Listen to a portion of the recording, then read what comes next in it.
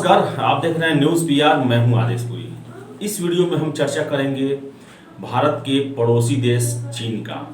आपको बता दें कि चीन के साथ संबंध हमारे अभी असहज चल रहे हैं। काफ़ी तनाव भरे दिन रहे। अप्रैल 2020 में बता दें आपको कि लद्दाख की गलवान घाटी में दोनों सेनाओं के बीच में झड़प होता है, जिसमें बहुत सारे भारतीय और चीनी सैनिक भी मारे गए। इसके बाद से ही दोनों देश जो है एक तरह से पूरी तरह तनाव में थे और सिचुएशन इतना बीच में खराब हो गया था कि यहाँ तक घोषणा होने लगी थी कि दोनों देश अब युद्ध के मैदान में भी जा सकते हैं।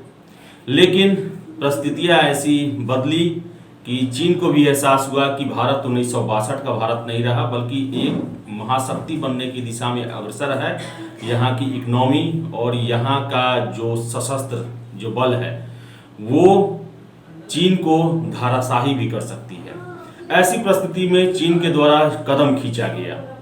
लेकिन डोकलाम और गलवान के बाद चीन जो है अपनी हरकतों से बाज नहीं आ रहा है। वो लगातार भारत एवं अपने पड़ोसी देशों पर इनडायरेक्टली या इसे कहें छद्म युद्ध जैसी स्थिति बनाते ही रह रहा है। अभी हम बात करेंगे चीन के वाटर कैनन बम के बारे में। चीन में भी 14वां पंचवर्षीय योजना को लॉन्च किया गया है। उसमें एक ऐसा प्रोविजन, एक ऐसा निर्माण के बारे में चर्चा की गई है जिससे भारत को बहुत ज़्यादा चिंता है, ऐतराज है और चिंता होना वाजिब भी है। ब्रह्मपुत्र नदी पर एक बांध बनाया जा रहा है और ये अब तक का सबसे बड़ा बांध होगा चीन का, और ब्रह्मपुत्र पर भी बनाया जाने वाला सबसे बड़ा बांध होगा। और इससे जो है वो भारत के सामने एक नई समस्या खड़ी हो गई है। आपको बता दें कि ब्रह्मपुत्र नदी जो है, जो कि तिब्बत से होकर बहती है और लाइन ऑफ एक्चुअल कंट्रोल के काफ़ी करीब से बहती है, और ये भारत के अरुणाचल प्रदेश में प्रवेश करती है और वहाँ से असम, मेघालय, वेस्ट बंगाल होते हुए बांग्लादेश में जाती है। बांग्लादेश में गंगा नदी में मिलन होता है और बंगाल की खाड़ी में गिरती है। लेकिन इस बांध से भारत के पूर्वोत्तर के 4 राज्य जो हैं वो काफ़ी चिंतित हैं और चिंतित होना आवश्यक भी है। भारत में नदियों के साथ केवल आर्थिक और एक संसाधन का ही संबंध नहीं होता है, बल्कि उनके साथ सांस्कृतिक संबंध भी होता है। पूरी इकोनॉमी उनके साथ जुड़ी रहती है, आर्थिक क्रियाकलाप जुड़े रहते हैं। ऐसे में चीन अगर ब्रह्मपुत्र नदी के पानी को रोकेगा तो इनसे जो है पूर्वोत्तर में आर्थिक समस्याएं उत्पन्न हो सकती है, कृषि व्यवस्था चौपट हो सकती है। आपको चलिए हम बताते हैं कुछ इसकी बातें, कुछ इसकी फैक्ट जो कि भारत के लिए चिंता का विषय बना हुआ है। आपको बता दें कि ब्रह्मपुत्र नदी अन्य नदियों की तरह महज जल प्रवाह तक सीमित नहीं है। चीन के लिए जहां यह एक बड़ा संसाधन है, वहीं तिब्बत और भारत की एक सांस्कृतिक विरासत से भी जुड़ी हुई है। भारत के पूर्वोत्तर के 4 राज्यों से होकर यह नदी गुजरती है और इसका सबसे बड़ा मार्ग तिब्बत में ही पड़ता है। उसके बाद भारत और बांग्लादेश की ओर मुड़ती है।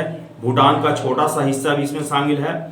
फिलहाल ब्रह्मपुत्र को लेकर विवाद चीन के एक बड़े बांध के कारण पैदा हुआ है। चीन ने अपनी 14वीं पंचवर्षीय योजना में इस नदी पर बड़ा बांध बनाने का निर्णय लिया गया है, जिसके कारण जो है वो चीन पूरी तरह से नदियों के रास्ते भारत को तबाह करने की कोशिश में लगा हुआ है।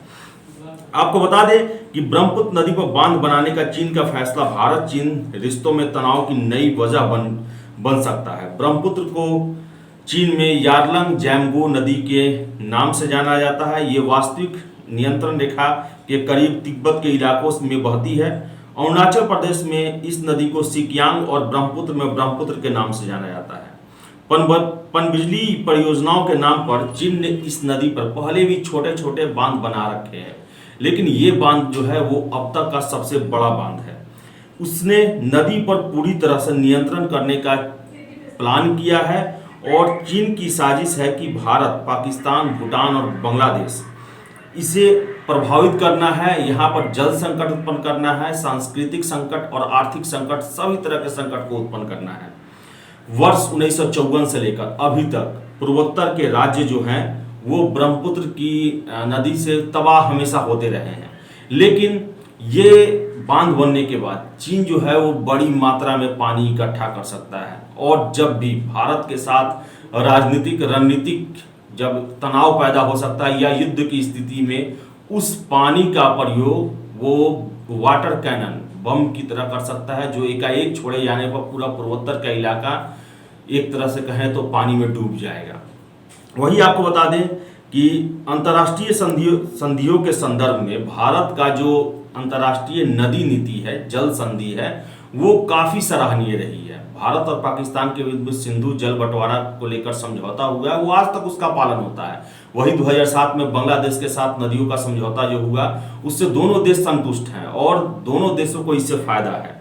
लेकिन आपको बता दें कि चीन ने अपने किसी भी पड़ोसी देशों के साथ नदी को लेकर कोई समझौता नहीं किया है, यानी वो उस पर एकाधिकार समझता है। उसका मानना है कि ये नदियां जो है उसी की विरासत है। यही हम देखें बात मेकांग नदी को लेकर। मेकांग नदी, उसका भी उद्भव चीन से होता है और वो आसियान के देशों से होकर बहती है, लेकिन चीन ने उस पर इतने बड़े बड़े बांध बनाया है कि वो एशियान के वियतनाम, ये सब जब देश में मेकांग नदी पहुंचती है तो उसकी स्थिति नाले के बराबर बसती है। और यही साजिश जो है ब्रह्मपुत्र नदी के साथ करने की चीन का इरादा है कि चीन ब्रह्मपुत्र नदी को भी भारत पहुंचते पहुंचते उसमें इतना कम जल छोड़ना चाहती है जिससे पूरा पूर्वोत्तर का आर्थिक व्यवस्था और सांस्कृतिक जो व्यवस्था है वो और पर्यावरण तीनों बर्बाद हो जाए। आपको हम बताते चले कि जो ब्रह्मपुत्र नदी है जब तिब्बत में बहती है तो उसमें 33 छोटी छोटी नदियां आके मिलती है, और भारत में आने के बाद 13 उसमें छोटी छोटी नदियां आकर मिलती हैं ब्रह्मपुत्र नदी में, और इससे पूरा बड़ा ब्रह्मपुत्र नदी का निर्माण होता है। आपको हम बता दें कि जो मौजूदा पंचवर्षीय योजना है चीन की, जिसमें ये कहा गया है कि 2025 तक इस बांध को बना लिया जाएगा। और आप समझ सकते हैं कि ये कितना बड़ा बांध होगा कि अभी का जो सबसे बड़ा दुनिया का बांध है जॉर्ज 3 बांध, जो कि चीन में है, उससे 3 गुना अधिक पनबिजली इस बांध से पैदा किया जाएगा। तो एक बहुत बड़े क्षेत्र में बनाया जाएगा और इसका ज़्यादा से ज़्यादा पानी को इकट्ठा किया जाएगा और उसे इकट्ठा करके एक बम की तरह रखा जाएगा, जो आगे आने वाले समय में भारत के लिए बहुत बड़ी समस्या पैदा होने वाला है। आपको बता दें हम कि भारत आखिर इससे कैसे निपट सकता है, आखिर भारत के सामने ये प्रॉब्लम क्यों क्रिएट हो गया है। आपको बता दें, जब आप मानचित्र में देखेंगे तो चीन जो है वो भारत से ऊपर की दिशा में ऊपर है वो, और जो ढाल है वो भारत की तरफ है, यानी कि जो भी नदियां निकलती हैं वो चीन से बहते हुए भारत की तरफ आती हैं या भारतीय उपमहाद्वीप में आती हैं। ऐसे में उसका नदियों की धारा पर शुरुआत में ही एकाधिकार हो जाता है और इस कारण से भारत इस पर ज़्यादा कार्रवाई नहीं कर पाता है। रही बात चीन को कंट्रोल करने की, तो सैनिक दृष्टि से चीन ने देख लिया भारत के साथ तनातनी करके कि भारत एक कदम भी पीछे हटने वाला नहीं है और अपने जो भी उसका टेरिटरी है, जो भी उसका प्रादेशिक प्रदेश है, उसका एक कंकड़ भी उन्हें नहीं देने वाला। ऐसे में चीन जो है वो दूसरे रणनीति पर काम कर रहा है और भारत के लिए इसको काउंटर करने के लिए सबसे जो भी प्रभावी जो भी संस्था जो भी कुछ दिन पहले ही गठन हुआ है क्वाड, इसके माध्यम से भारत, अमेरिका, जापान और ऑस्ट्रेलिया चाइना पर प्रेशर बना सकते हैं।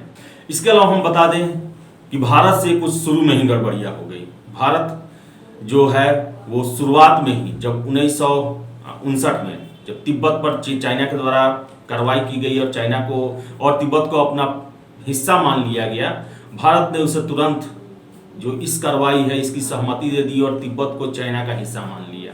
आज वही तिब्बत जो है जहाँ से भारतीय उपमहाद्वीप की 7 महत्वपूर्ण नदियाँ निकलती हैं, गंगा, जमुना, ब्रह्मपुत्र, जितनी भी नदियाँ हैं सब देखें तो तिब्बत रेंज से ही निकलती हैं। तो यहाँ से निकलने वाली नदियों पर हमारा कंट्रोल कम हो गया है और ये गलती उसी समय की है जब भारत ने तिब्बत पर अपनी सहमति दे दी कि तिब्बत जो है वो चाइना का भाग है। तिब्बत से निकलने वाली जितनी भी नदियां हैं उसका 48% पानी जो है वो भारत में आता है। भविष्य में ये भी हो सकता है कि चीन जो है तिब्बत से जितनी भी नदियां प्रवाहित होती हैं, जितने भी ग्लेशियर हैं, वहाँ पर बांध बनाना शुरू कर दे और उन सब नदियों के जल पर अपना एकाधिकार कर ले, क्योंकि आपको बता दें कि चीन ने किसी भी देश के साथ अंतर्राष्ट्रीय जल संधि नहीं किया है। तो भारत के सामने सबसे बड़ी चुनौती यही बन के आ रही है, ब्रह्मपुत्र नदी पर बनाया जाने वाला चीन का बांध, जो कि 2025 तक जो है वो कंप्लीट हो जाएगा और इसको लेकर भारत ने काफ़ी विरोध दर्ज किया है और दर्ज करना भी चाहिए। चीन को इस बड़े बांध से रोकना चाहिए, क्योंकि अगर ये बांध बनता है तो इससे पूर्वोत्तर के हमारे 4 जो राज्य हैं वो पूरी तरह बर्बाद हो जाएंगे। वहाँ का पर्यावरण बर्बाद हो जाएगा, वहाँ का कृषि बर्बाद हो जाएगा, वहाँ का आर्थिक गतिविधि बर्बाद हो जाएगा। चीन और अरुणाचल प्रदेश जहाँ जंगलों की संख्या काफ़ी ज़्यादा है, बहुत बड़े क्षेत्र में जंगल फैले हुए हैं, तो वो कहीं ना कहीं जो ब्रह्मपुत्र नदी है उसके सिंचित क्षेत्र में ही आते हैं। और ऐसे में जब ब्रह्मपुत्र नदी में ही पानी नहीं रहेगा तो वो सारा इलाका मरुस्थल बन जाएगा, रेगिस्तान बन जाएगा।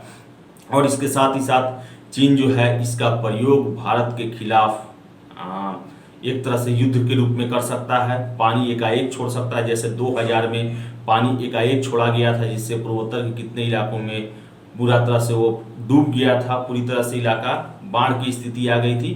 तो भारत सरकार को इसे काफ़ी सीरियसली लेने की ज़रूरत है। और चीन की यह नई साजिश जो कि अब रण क्षेत्र में कमजोर पड़ने के बाद प्राकृतिक संसाधनों के माध्यम से भारत को घेरने की है, उसको काउंटर करने की ज़रूरत है। और अंतर्राष्ट्रीय समुदाय को अपने साथ में लेकर चीन पर दबाव बनाने की ज़रूरत है, ताकि विकास के केवल 2035 तक दुनिया का महाशक्ति बनने के नाम पर चीन जो पर्यावरण है और जो सांस्कृतिक विरासत है उसके साथ खिलवाड़ ना करे और भारत को इस तरह ब्लैकमेल करने की कोशिश ना करे। क्योंकि भारत अब 1962 का भारत नहीं रहा, नया 21वीं सदी का भारत है, जो कि टेक्नोलॉजी से लेकर रण क्षेत्र में सभी जगह मजबूती से चीन का मुकाबला कर सकता है। तो फिलहाल इस वीडियो में इतना ही। वीडियो पसंद आए तो लाइक शेयर करें, अपने सुझाव जरूर दें हमें, क्योंकि ये जो ऐसा टॉपिक है जो कि अंतर्राष्ट्रीय संबंध से संबंधित है, तो अपनी राय अवश्य दें इसमें। बहुत बहुत धन्यवाद।